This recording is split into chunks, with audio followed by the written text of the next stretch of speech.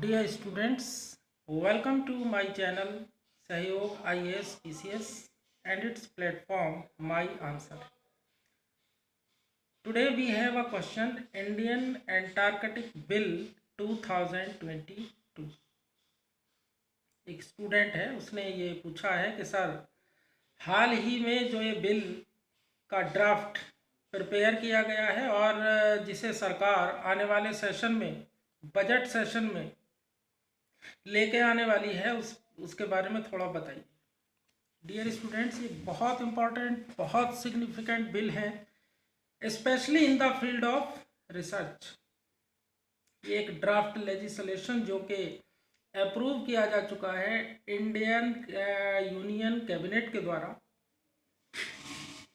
इस बिल को जो मिनिस्ट्री ऑफ अर्थ साइंस है उसने पायलट किया है और ये बिल सीधे सीधे इंडियन एंटार्कटिक बिल के रूप में जाना गया है और ये फुलफिल करेगा इंडियन गवर्नमेंट की उन ऑब्लिगेशंस को जिन ऑब्लिगेशंस को भारत सरकार और साथ ही साथ भारत के वैज्ञानिक पाना चाहते थे। किस तरह से पाना चाहते थे? बेसिकली 1982 में जो एंटार्कटिक मैराइन लिविंग रिसर्च के लिए एक कन्वेंशन प्रिपेयर किया गया था, उस कन्वेंशन की ऑब्लिगेशंस, उसकी आशाएं, और दूसरा 1959 में जो एक ट्रीटी दुनिया के कुछ देशों के साथ भारत ने की थी जिसे एंटार्कटिक ट्रीटी के नाम से जाना जाता है, संधि के नाम से जाना जाता है, 1959। साथ ही साथ environment protection to the Antarctic के लिए जो प्रोटोकॉल 1998 के डिकेड में इम्पोज किया गया था, उसकी ऑब्लिगेशंस को भी फुलफिल करने का कार्य यही बिल करेगा। और नो डाउट इंडियन गवर्नमेंट इस बिल को बजट सेशन में लेकर के आएगी, इंट्रोड्यूस करेगी, और जैसे ही ये बिल पास हो जाएगा उसके बाद रिसर्चर्स के लिए, जो शोध करने वाले वैज्ञानिक हैं, उनके लिए नए रास्ते खुल जाएंगे। स्टूडेंट्स, एंटार्कटिक पर शोध, एंटार्कटिक पर रिसर्च के उद्देश्य से 1981 से ही हमारे भारतवर्ष के जो वैज्ञानिक हैं वो लगातार वहाँ पर रिसर्च के कार्यों को कर रहे हैं, शोध के कार्यों को कर रहे हैं। और तब से लेकर, दैट मीन्स 1981 से लेकर अब तक 40 ऐसे साइंटिफिक एक्सपेडिशंस किए जा चुके हैं, वो पूरे किए जा चुके हैं, वो किए जा चुके हैं।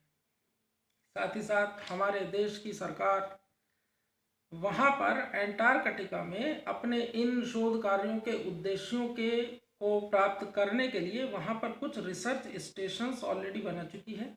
भारत के पास एंटार्कटिका में ऐसे 3 रिसर्च स्टेशंस हैं जिनमें से 2 पूरी तरह से कार्य कर रहे हैं और एक वो पूरी तरह से कार्य नहीं कर रहा है। वर्ष 1983 में 1983 में दक्षिण गंगोत्री नाम का ये रिसर्च स्टेशन, ये रिसर्च बेस जो कि एंटार्कटिक में बनाया गया था, एस्टेब्लिश किया गया था, वो पूरी तरह से कार्य नहीं कर रहा है। It is not functional currently. But 1988 में मैत्री नामक का जो रिसर्च बेस एस्टेब्लिश किया गया था वो, एंड 2012 में जो भारतीय नाम का रिसर्च बेस एस्टेब्लिश किया गया था एंटार्कटिक में, ये दोनों के दोनों रिसर्च बेसेस, मैत्री एंड भारती, बहुत अच्छे से वहाँ पर कार्य कर रहे हैं और हमारे देश के अनेकों वैज्ञानिक एंटार्कटिक पे जाकर के वहाँ के शोध कार्यों को अंजाम देते हैं।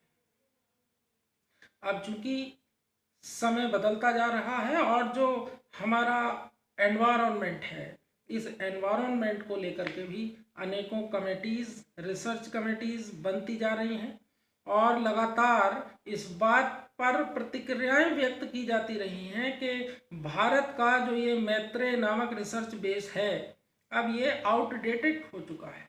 ये अपनी जो लॉन्जिविलिटी का इसका जो पीरियड था उसे ये कंप्लीट कर चुका है। इसलिए अब भारत सरकार का ये नैतिक कर्तव्य बनता है कि वो एंटार्कटिक में एक और नया रिसर्च बेस प्रिपेयर करे, तैयार करे, एस्टेब्लिश करे। और ये बिल जो कि हाल ही में इंडियन गवर्नमेंट लेकर के आई है, इंडियन एंटार्कटिक बिल 2022, ये उसी दिशा में सरकार का एक नया कदम है। Okay guys, thank you.